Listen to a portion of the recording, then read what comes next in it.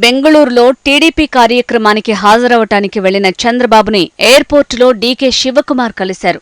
Security సిబ్బందికి దూరంగా వెళ్లి కాసేపు ముచ్చటించారు. వీరిద్దరూ మాట్లాడుకున్న సమయం తక్కువే కావచ్చు, కానీ వారిద్దరూ మాట్లాడుకున్న టాపిక్ మాత్రం చాలా కీలకమైంది అయ్యుండే అవకాశాలు కనిపిస్తున్నాయి. ఇద్దరు నేతల మధ్య సంభాషణా సారం ఏంటి? అది దేశ రాజకీయాలను ఏ స్థాయిలో ప్రభావితం చేసే అవకాశముంది? ఇదే ఇప్పుడు $1,000,000 ప్రశ్న. ఈ కలయిక ఇంత ఆసక్తిని క్రియేట్ చేయటానికి కారణమూ లేకపోలేదు.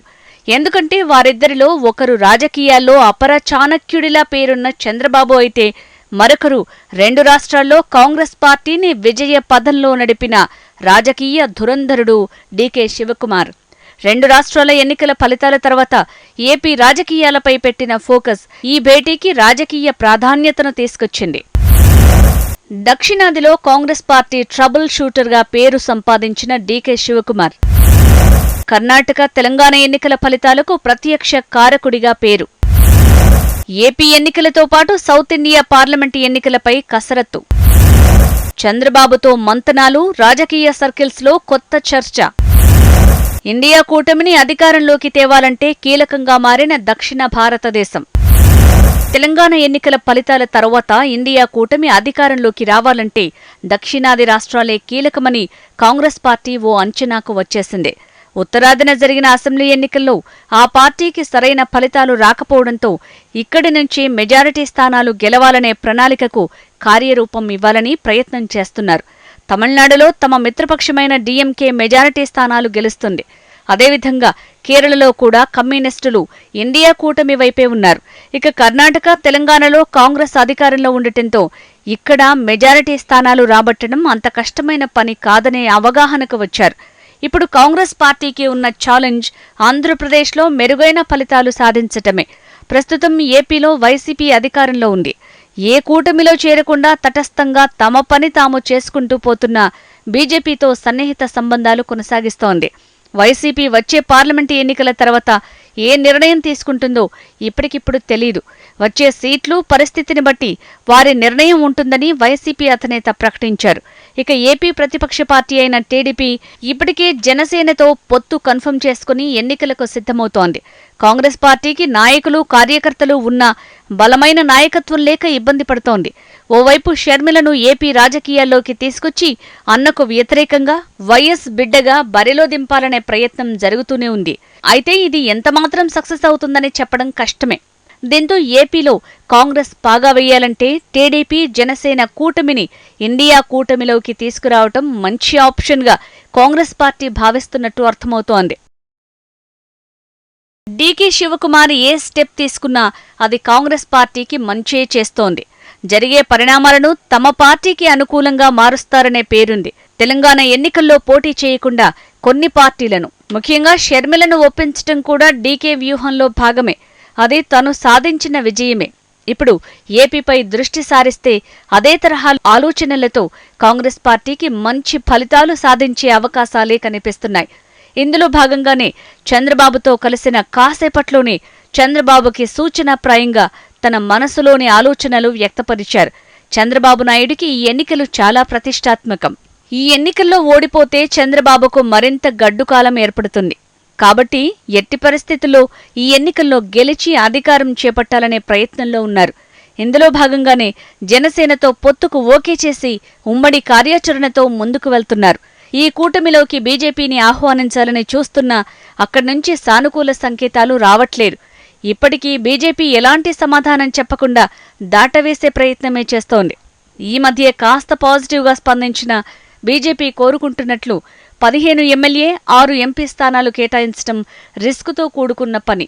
దీనికి తోడు రాష్ట్ర నాయకులు 75 అసెంబ్లీ, 12 ఎంపీ సీట్లు ఇస్తే తప్ప చర్చలు ఉండవు అని ప్రకటించడం ఇంకాస్త ఆలోచనలో పడేసే అంశం.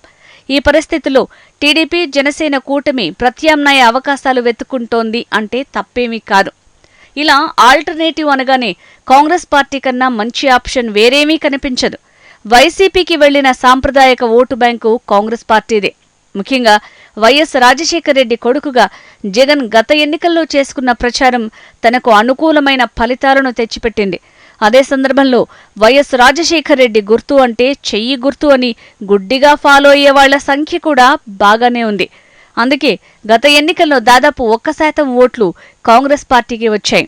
ఈసారి సీట్ల కేటాయింపుపై పట్టింపుకు పోకపోతే కూటమిలోకి వచ్చి ఇండియా కూటమికి కేంద్ర ప్రభుత్వ ఏర్పాటుకు సహకరిస్తాను అని చంద్రబాబే అంటే ఇండియా కూటమి, ముఖ్యంగా కాంగ్రెస్ పార్టీ సంతోషంగా ఒప్పుకుంటుంది.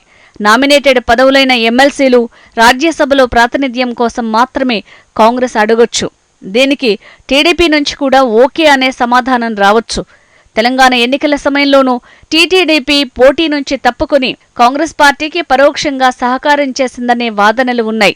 టీడీపీ కార్యకర్తలను కాంగ్రెస్కి అనుకూలంగా పనిచేయమని, ఓట్లు వేయమని చెప్పినట్టు సాక్షాత్తు ఆ పార్టీ అప్పటి రాష్ట్ర అధ్యక్షుడు కాసాని జ్ఞానేశ్వర్ ఆరోపించారు.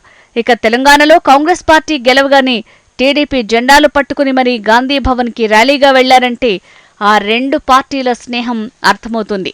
ఈ కారణంగానే బీజేపీ తెలంగాణలో రాబోయే పార్లమెంటు ఎన్నికల్లో జనసేనతో పొత్తులు లేకుండా ముందుకు వెళ్తున్నామని ప్రకటించింది. దీన్ని బట్టి చూస్తే జనసేన కేంద్రంగా జరుగుతున్న కూటమి కుర్చీలాటకు తెరపడిందని చెప్పొచ్చు. ఈ సందర్భంలో డీకే శివకుమార్తో చంద్రబాబు మాట్లాడిన ఆ రెండు మాటలు ఖచ్చితంగా ఇండియా కూటమిలోకి ఆహ్వానంగానే పరిగణించాల్సి వస్తోంది.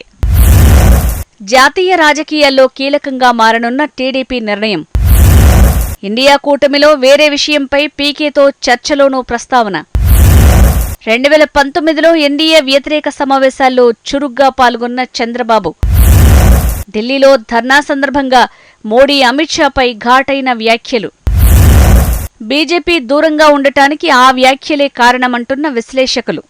తెలుగుదేశం పార్టీ ఆవిర్భావమే కాంగ్రెస్ పార్టీకి వ్యతిరేకంగా జరిగింది. తెలుగువారి ఆత్మగౌరవ నినాదంతోనే ఎన్టీఆర్ పోటీ చేసిన మొదటి ఎన్నికల్లోనే అనూహ్య విజయాన్ని సాధించారు. ఆ తర్వాత దాదాపు 3 దశాబ్దాల పాటు ఆ సిద్ధాంతంలో ఎలాంటి మార్పు రాలేదు. కాంగ్రెస్కు వ్యతిరేకంగానే రాజకీయ పోరాటం కొనసాగింది.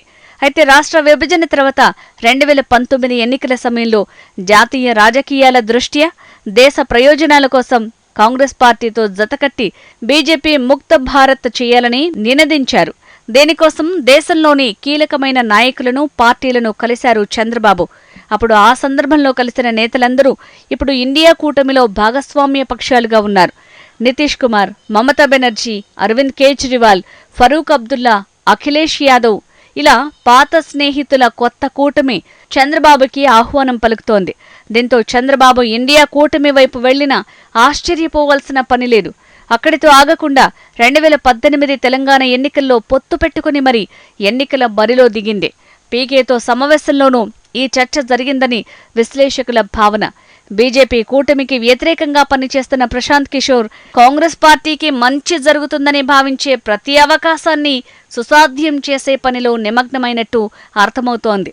దీంట్లో భాగంగా టీడీపీ అధినేతకు ఇండియా కూటమిలోకి వెళ్లటం ద్వారా ఎలా లాభపడొచ్చు అనే విషయాన్ని చెప్పే అవకాశముంది. దీని కొనసాగింపులో భాగంగా డీకే చంద్రబాబుతో టచ్లోకి వెళ్లి టాస్క్ పూర్తి చేస్తారని అనిపిస్తోంది.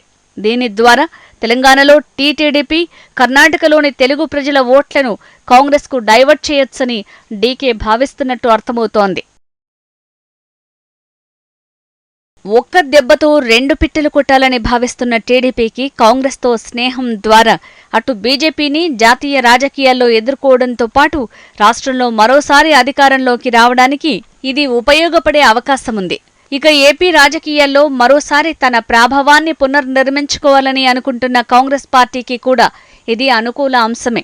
అటు కేంద్రంలో అధికారంలో ఉన్న బీజేపీని, రాష్ట్రంలో అధికారంలో ఉన్న వైసీపీని ఏకవాక్యంతో విమర్శించే అవకాశం కూడా కలుగుతుంది.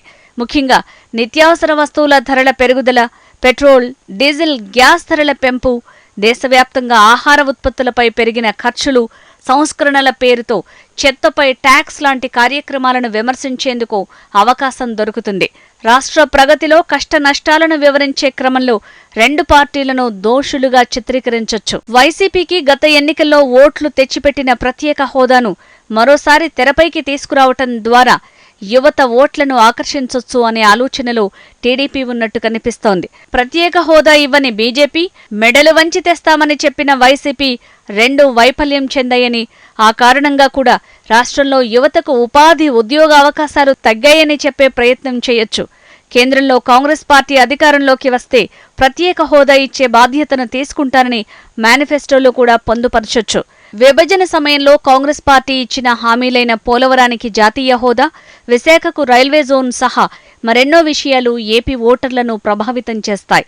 దీనికి తోడు షర్మిల ఈ కూటమిలో చేరితే అన్నపై ప్రత్యక్ష ఆరోపణలకు దిగటం, గతంలో తండ్రి వైఎస్సార్ మరణంపై వ్యక్తం చేసిన అనుమానాలు కేవలం రాజకీయ ఆరోపణలే అని చెప్తే వైసీపీకి తీరని నష్టం జరుగుతుంది. కాంగ్రెస్ పార్టీతో కలిసి వెళ్లే క్రమంలో సెక్యులర్ పాలిటిక్స్ అనే అంశాన్ని సైతం తెరపైకి తెచ్చే ప్రయత్నం టీడీపీ చేయొచ్చు. వైసీపీకి సాంప్రదాయక ఓటు బ్యాంకులా మారిన ఎస్సీ, మైనారిటీల ఓట్లను కాంగ్రెస్ పార్టీ ప్రభావితం చేసే అవకాశం ఉంది. గత 5 ఏళ్లలో బీజేపీ, వైసీపీలు వ్యవహరిస్తున్న తీరును విమర్శిస్తూ రెండు పార్టీలు ఒక్కటే అనే ప్రచారం సైతం చేసే అవకాశముంది. దీన్ని కూడా తమకు అనుకూలంగా మార్చుకునే ప్రయత్నం కాంగ్రెస్, టీడీపీ పార్టీలు చేసే అవకాశం కనిపిస్తోంది. ఈ కూటమి వైపు వెళ్లే క్రమంలో టీడీపీకి మరికొన్ని సమస్యలు కూడా కనిపిస్తున్నాయి. రాష్ట్రాన్ని విడదీసిన కాంగ్రెస్ పార్టీపై ప్రజలకున్న కోపం ఏమాత్రం శాంతించింది అనే విషయం ఎన్నికల్లో ఓటింగ్ శాతాన్ని బట్టే తెలుస్తుంది. కాంగ్రెస్ హటావో దేశ్ కో బచావో అని గతంలో పిలుపునిచ్చిన జనసేనాని పవన్ కళ్యాణ్ రెస్పాన్స్ ఏంటో తెలియదు. ఇప్పటికీ రాజకీయంగా వైసీపీ ఇబ్బంది పెట్టి కేసులతో చంద్రబాబుని జైలుకు పంపినా స్పందించని బీజేపీ మరోసారి కేంద్రంలో అధికారంలోకి వస్తే కాంగ్రెస్తో కలిసినందుకు ఎలా వ్యవహరిస్తుందో అనే అనుమానం కూడా లేకపోలేదు. టీడీపీని ఆగర్భ శత్రువుగా భావించిన కాంగ్రెస్ క్యాడర్ ఎన్నికల ఓటింగ్ విషయంలో ఓటు ట్రాన్స్ఫర్ సజావుగా జరుగుతుందో లేదో అని మరోసారి చెక్ చేసుకోవాల్సిన అవసరం కూడా కనిపిస్తోంది. మొత్తానికి టీడీపీ రాజకీయ ప్రయాణం ఏ టౌన్ తీసుకుంటుందో తెలియాలంటే మరికొన్ని రోజులు ఆగాల్సిందే.